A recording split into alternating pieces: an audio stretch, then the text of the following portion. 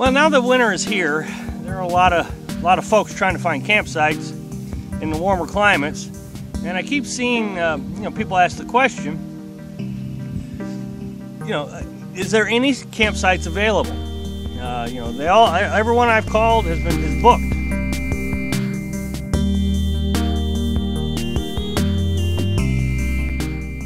If you like this video, click like. If you want to continue to follow our adventure, hit subscribe. Your support would be greatly appreciated. Hello, Little House on the Road subscribers and followers. Well, now that winter is here, there are a lot of folks trying to find campsites in the warmer climates, and I keep seeing people ask the question, is there any campsites available? Everyone I've called is booked. And I find that interesting because there are a ton of campsites that are available. They're just not looking in the right spot. Which, obviously what I'm talking about is the free campsites. And I probably am shooting myself in the foot because if I tell you how great these campsites are, they may fill up and then I won't have a place to stay. But obviously that's what we have done our entire adventure, with little exception.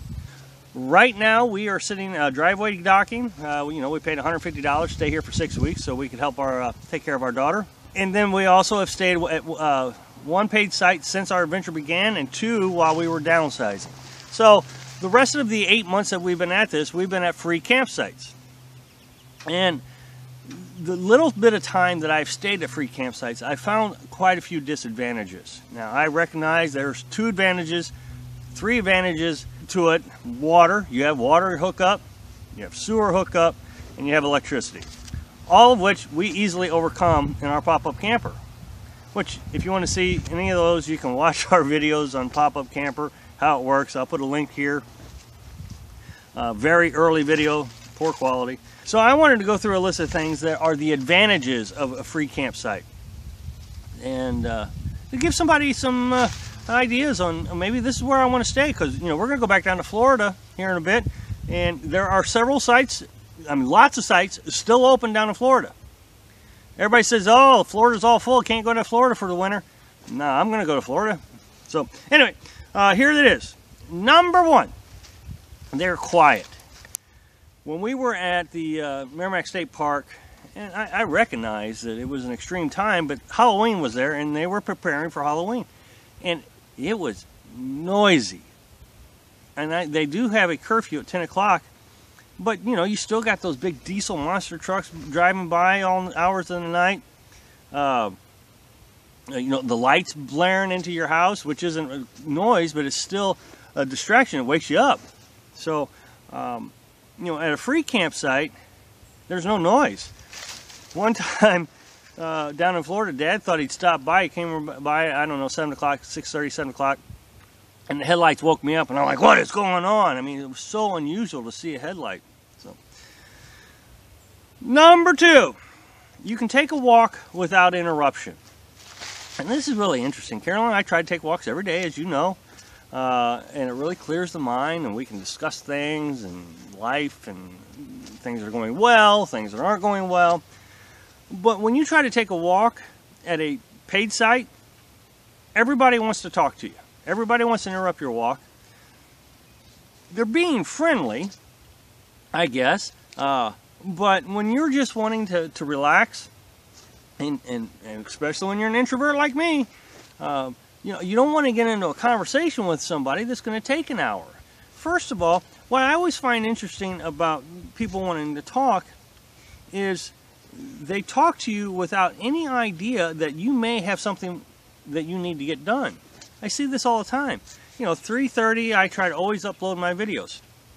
And somebody will inevitably, when I'm at one of these, when I was at that site, I'd be outside and it's getting 3 o'clock. Somebody will come over, hey, how you doing, neighbor? Oh, pretty good, how are you? And by 4:30, they're still talking like they're your new best friend. And I don't ever know how to get away. Of course, being an introvert, I'm very awkward on these things, but I never know how to get away from it. I just don't. So Number 3, you get to do your own thing. This kind of correlates with the last one. When we were at the state park, again, it was Halloween, and they were setting up for trick-or-treating.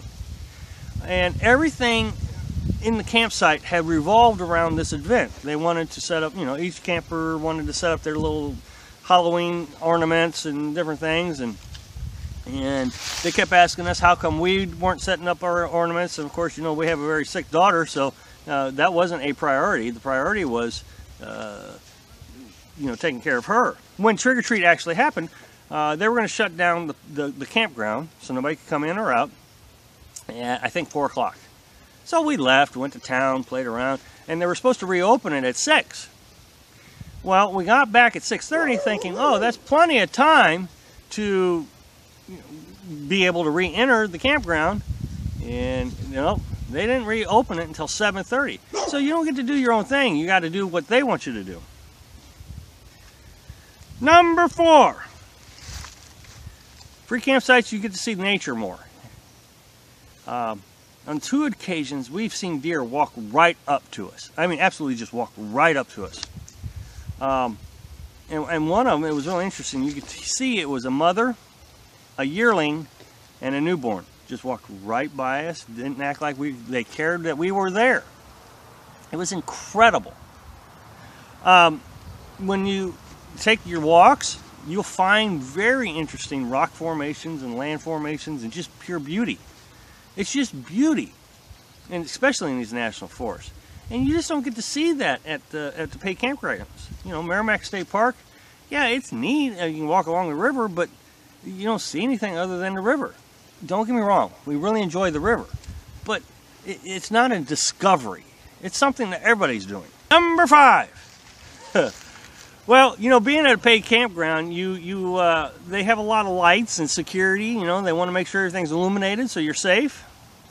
Whereas at a national forest, there are no lights. It's very dark, and you get to watch the stars. You get to look at the stars, the full moon. Full moon and a complete pitch black night. It's amazing. It lights you up. It's wonderful, absolutely wonderful. Number 6. And I'm afraid somebody's going to get offended by this. This is not meant to be offending. Years ago, at a paid campsite, years ago, before we even had a pop-up camper, I went to a paid campsite, and I like to start a fire with, a match or a lighter, using just leaves or little twigs or whatever I can find. And I like to work at trying to start the fire. That's just me. I don't know why. I've always liked doing it. I love to just try to start a fire from scratch. And so I'm at this paid campsite, and I'm working at it. And of course it takes time. I mean, it's not something just you light the lighter and it just takes off on you. It takes time. But that, I think, to me, is part of the pleasure of the experience. Well, being at this paid campsite, I'm working with the fire, and I don't know, I'm at it 15, 20 minutes. And the campsite host comes over with a bag full of little cuts of 2x4, dumps it on my fire pit, comes over with a lighter fluid, dumps the lighter fluid on the 2x4s he just dumped on the pit, and said, lit it up and said, there you go, there's your fire. And he was being very nice. I mean, just so nice. But it took away from the experience. The experience I wanted to have.